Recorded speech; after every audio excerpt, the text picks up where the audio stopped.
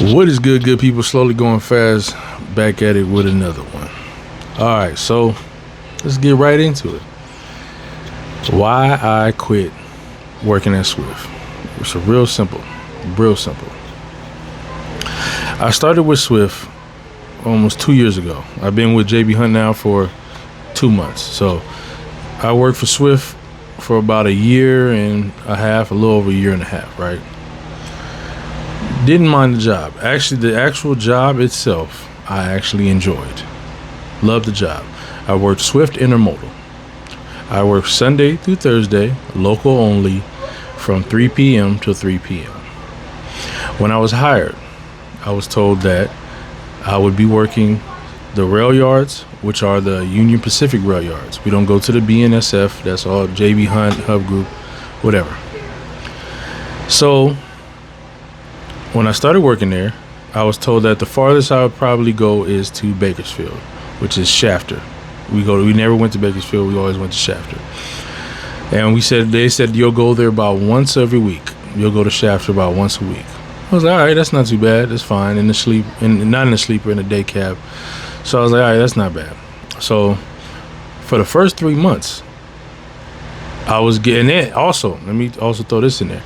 They also told me when I was first hired, they actually lied.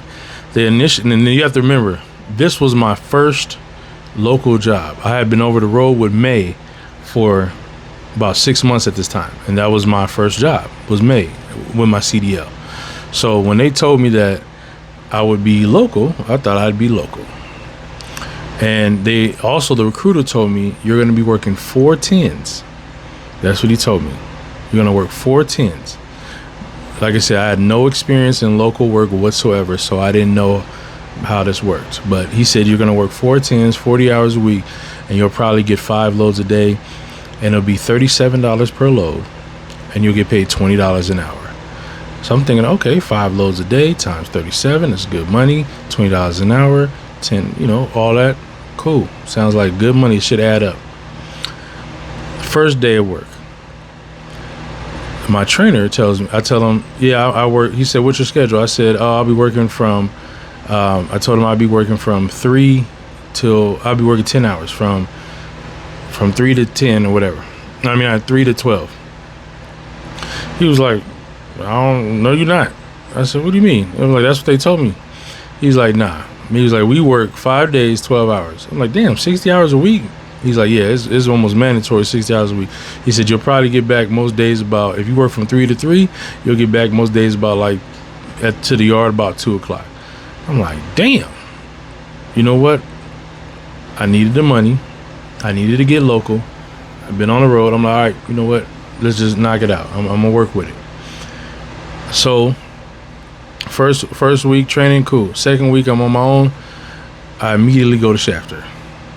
It's a long, now it doesn't sound far. You drive from San Bernardino to Shafter. It's not a far drive, but when you're driving through LA to get there and you're driving through traffic to get there, that normally 3-hour drive turns into like 4.5. Because from San Bernardino, now the other guys who leave there's other guys that are intermodal that leave from LA there, that knocks off a whole hour out of their time. So us, who were in San Bernardino yard, we left from San Bernardino to there. It took 4.5 hours to drive up there and 4.5 hours to drive back. Every single time we go up there, right? So one day, cool, I'm like, all right, 1 day a week, I can deal with this. The problem is, on those 1 days, I would only get 2 loads. Okay, 2 loads. I get the load up there and I get the load back. That was a problem. Because I'm like, all right, you know what? 1 day a week doing this, that's fine. So for the first maybe 2-3 months, I only went to Shafter once a week. Right? After that, they asked me to go again. And just going off what they said, not really complaining, I said, hey, I went to Shafter on Monday. They were like, oh, okay. Don't worry about it. All right, cool. The next week I tried that. They're like, then they sent a message through our little tablet saying everybody's going to be required to go to Shafter multiple times because we have a lot of Shafter loads. I'm like, all right, now we're going twice a week, and it didn't stop. All right, so mind you, Instead of when on the local days, I was getting 3 to 6 loads, right? And with the intermodal, everything's a load. You're on hourly and everything's a load. So if you take a chassis out of the rail yard, that's $37. If you take an empty out of that rail yard, that's $37. Every time you take a load out, it's $37, right? It's $37 taking it out, and wherever you drop it off, it's still all $37. That's one load. If you take something into the yard, that's $37. So I was getting, 5 to 6 loads at times. My money was doing good because 5 days a week, getting these 5-6 loads, getting $20 an hour. I was a happy guy. Except when they started making me go to Shafter more. Like I said, I don't mind driving far. Even with JB Hunt, I drive from Fontana all the way up to Sacramento, but I have a sleeper cab. I can sleep. So you're mandatory driving 9 hours straight when you go to Shafter, and that was my problem because there's no break in between. You have a 30-minute break to where you drive up there. You have 30 minutes to take your time, take your trailer off, get the new load, and head back down there, right? And you have to go fast because your clock is gonna run out if you don't. So it sometimes I would get back to Southern California, and I'm saying Southern like Bakersfield is not high, but that's like Central California. I'd get back to Southern California with 1 hour left on my clock or less. There's times when I just ran my clock illegally because I'm going home. All right. So by the time I was about to quit, after a year and a half being there, I was going to Shafter 3 times a week. Every other day I would go to Shafter, literally every other day. And then only because when they would try to see me back to back, I would say I'm not going. I would just deny it, and they would say you can't deny it. I'm denying it, And you can look up the laws on actually being able to deny loads, but they would always say you can't deny loads on this specific account. They would always say that to me. Maybe because we're hourly, couldn't tell you. But I got tired of that because now my checks are shorter. There's all other things that they changed while I was there. So Swift also changed the fact that if you drove over 60 miles, when I first got there, if you drove over 50 miles with an empty, that was considered a load. You would get extra pay for that. They changed it to 60 miles. So now, when we would drive from our yard to LA, we wouldn't get paid an extra load for that. Or we would drive from our yard to Long Beach, we wouldn't get paid. And even if it said, this was the kicker right here, even if it said on my navigation that it was 61 miles, over 60 miles, they would say, oh, well, we go from zip code to zip code. Like, what? How about the drop from the drop? The pickup from the drop, the actual address. No, we go from zip code to zip code. Okay. So we tried the zip code to zip code thing one time, and they said nautical miles. It was 70 miles on my thing, and they said, oh, we go by nautical miles. I said, but I'm not driving nautical miles. I'm driving from Moreno Valley to Long Beach. I can't cut through the mountains. That doesn't make any sense. So that's how they would nickel and dime you to death. All right. You don't know how angry you can get when somebody tells you we're going from a straight line. So they would literally like I was leaving from a jetpack from Moreno Valley to Long Beach and just cutting over the mountains. Like, fam, that doesn't even make any sense. Okay? You guys should come up with a route that we have to take from this place to this place and say this, if he takes this freeway, that's 70 miles or less, or whatever the case may be, not nautical miles. How does that make sense? So I had a problem with that also. So the longer I stayed, the less money I got. And then that was a huge, my light doing that. Now we got blue light. I don't want my face blue. So that was a huge problem with me. I had a huge problem with my check getting shorter and shorter and shorter each week, because now instead of getting a mandatory of 15 to 20 loads a day, I'm getting now 10. Every week is getting shorter and shorter. Right? Having a problem with this. Also, Swift, they don't answer the phone, right? They do not like answering the phone. They don't even like responding to the messages you send on the tablet through our Zonar. I think it's called a Zonar. They don't like answering those messages a lot. You have to keep sending multiple messages. Although if you do work for Swift, send the message so you have receipts of exactly what you say. Because there's been times when they told me they said something, they sent me somewhere where they didn't, and I had to take screenshots. Also, the people at Swift, the dispatchers, will delete messages. I have experience with this where I've had always take screenshots of whatever you send and what you receive, because they will delete the messages on there to cover their ass. Trust me on this one. I had to deal with this, and I had to send the screenshots to the manager to show him this is what he told me, because he said, oh, I went through the messages and I didn't see that. Well, I have the screenshot. Trust me. Also, with Swift, you have to count your money. Every single load you do should have a number, and you need to write it down. Write that number down. Whether take a screenshot of your loads or whatever, write it down and match it up with your check. I promise you, I did not go 2 weeks. I didn't go 2 weeks that whole year and a half there with them where they didn't mess up on my check every single other week. Literally almost every other week, I was missing a load. I was missing this, to the point where I was getting so frustrated with and tired. Every single other week, I was calling saying, hey, I need this money. There's a specific word, I'm sorry right now, but I need this money sent to my company card, because it's instant, right? And I need this money sent there now because I have bills to pay. And some of this money is coming out of now on my side because you guys made a mistake. I would be missing $300-400 at a time. One time I was missing $300, and like I said, we get paid weekly, and the dispatcher is going to tell me, oh, well, we don't usually, it's called on demand. We don't usually send money on demand for that low amount. I said, that is not, $300 missing from my check is not a low amount. Okay? $300 missing from my check means I don't have gas this week to come to work. Whether I do or not is none of their business. I used to tell them, I used to just lie. I live check to check. So when you guys miss on my check, I'm going to pay my bills before I put gas in my car to come to work. So if you don't send me this money, I'm not coming to work, because I wasn't paid enough to come to work. Didn't have enough gas. And then they would send it real quick. And then by the time I was leaving, they said, we don't do on demand anymore. They just straight up said, we don't do on demand anymore, even when they would mess up.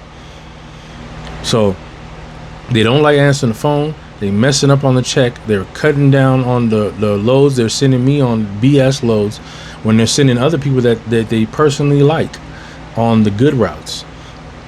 Right? Well, I would talk to other drivers, say, hey, how many times you go to Shafter this week? Oh, I only went twice. Man, I went 3 times this week, bro. What the hell? Or I went 4 times. And then there's literally a week where I went every day of the week. Every single day of the week. And until next week, I said, I'm not going 1 time this week because my check is extremely short, because I'm not getting paid mileage. I'm getting paid per load. And I only got 2 loads every day for all last week. So now my check is a few $100s short than it should be. So that's exactly why I left. Now, the good things about Swift, newer trucks. We had the brand new Volvos, which basically drive themselves. All you gotta do is hold on to the steering wheel. That's about it. So back to the bush. So they are a force work company. And what I mean by that is they're going to force you to work that 12 to 14 hours. If they can get 14 hours out of you, they will. They're going to try to make you work them 14 hours by, as soon as you stop somewhere, go on. They want you to do that everywhere you go. I would run my clock. Because I'm getting my loads done in the matter of time I need to get them done. And I already had a baseline of how many loads I want to do per day to make the money I want to make. And, you know, as a truck driver, you have family, you have kids, you have other time. You have no time. I lived almost 45 minutes away from my yard. So that is an hour and a half that it takes to drive to and from work, right? So Every day when I would get home, I would have time for nothing. Sunday through Thursday, I had time for nothing. I had time to take a shower. I had time to lay down, go to sleep. That's it. Get back up, go to work. Because I was working from 3 to 3, sometimes 3 to 4, 3 to 5. And I have to be back up and be back there by 3 o'clock the next day. All right. They expect this punctuality out of you every single day, but they don't adhere by their own punctuality. Meaning sometimes you get to the yard, there's no truck ready for you. And you're sitting there and you have to sit in your car because it's hot. Southern California, man, it's 100 degrees out in the summer. Right now, it's like, I think it's like 107 today. So you're sitting in your car with your AC on, wasting your gas. Or you're just sitting at the yard. There's no truck for you to use. You sit there for 2-3 hours and they don't blink about it. You don't get extra pay for this. There's no standby pay. There's no retention pay, none of that. So you're sitting there waiting. This was a huge problem with me. Also, blow a tire. I blew a tire probably about 1.5 miles away from Swift's Jurupa Valley Yard. Anybody knows that's like the main terminal in Southern California is the Jurupa Valley Yard. That's where you're gonna apply. They'll do your orientation at. You do all that at this Jurupa Valley Yard. And I blew a tire 1.5 miles. It was 1 o'clock in the morning when I blew this tire. Actually, it was 12. I'm sorry. It was 12 when I blew this tire.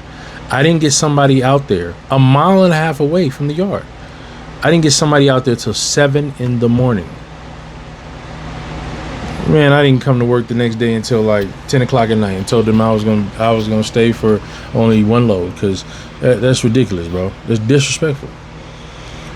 So yeah, this is why I left Swift, because they cut the pay base. They cut our pay for a lot. Also, they even cut our Swift also cut our personal conveyance time. For local people, we no longer had personal conveyance. So when I think maybe 6 months after being there, I was at a rail yard, and my mom just got in an accident. She got in a bad car accident where she was sitting on the freeway, stopped because of traffic, and somebody just barreled into the back of her. She was really in pain, and she was at a hospital that was about 10 minutes away from where I was at the LATC yard in Los Angeles, the Union Pacific LATC. And I said, hey, this is within the 15 miles that I'm allowed to drive for my personal conveyance. Do you mind if I go see my mom who's at the hospital? She just got an accident. I just want to check on her. They're like, oh yeah, that's fine. Just go on a personal conveyance. Go ahead. Not a problem, right? So before I left, they cut that out. No more personal conveyance. You can't stop and get something to eat. You can't drive off and do nothing extra. They also started putting in cameras, certain cameras. They always had front-facing cameras, but they didn't have interior-facing cameras. They didn't have those interior-facing cameras, and now they try to be slick with it and have there's 4-sided cameras, one facing inside, 2 on the outside, and then they put a cover on the inside one saying we don't have inside-facing cameras, which is a lie, because they would use those side cameras on the side to look at your windows. They'll look at the reflection on the windows to see if you're on your phone, to see if you're doing anything. So somebody got fired because they were on their phone and they saw the reflection in the window. Now I can guarantee you, give it some time, they're gonna make people take them little covers off that inside camera. They're gonna have inside cameras also. But hey, work for Swift at your own risk, man. I just want to let y'all know what's going on there, and let you know what you're getting yourself into. You know, they don't answer the phone. That's the big thing, bro. It'd be 12 o'clock at night and you trying to go home, bro.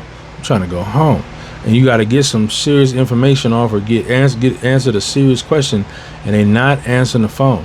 You send a message through the Zonar, they're not responding, they're not answering. Like I said, sometimes I just left loads and just went home. I said, you guys took 1.5 hours to respond to me. I couldn't get through to nobody on the phone. Nobody was sending me a message. You can see where I sent multiple messages, and then they tell you to send a message every 30 minutes. They'll say every 15 to 20 minutes, keep sending messages until somebody responds. Fam, why do I have to do that? If you have all these work drivers, they always say, oh, we are responsible for a lot of drivers. Hire more workers. How hard is that? Hire more workers then, or become more efficient with your system. It's a very simple thing. Work for Swift at your own risk.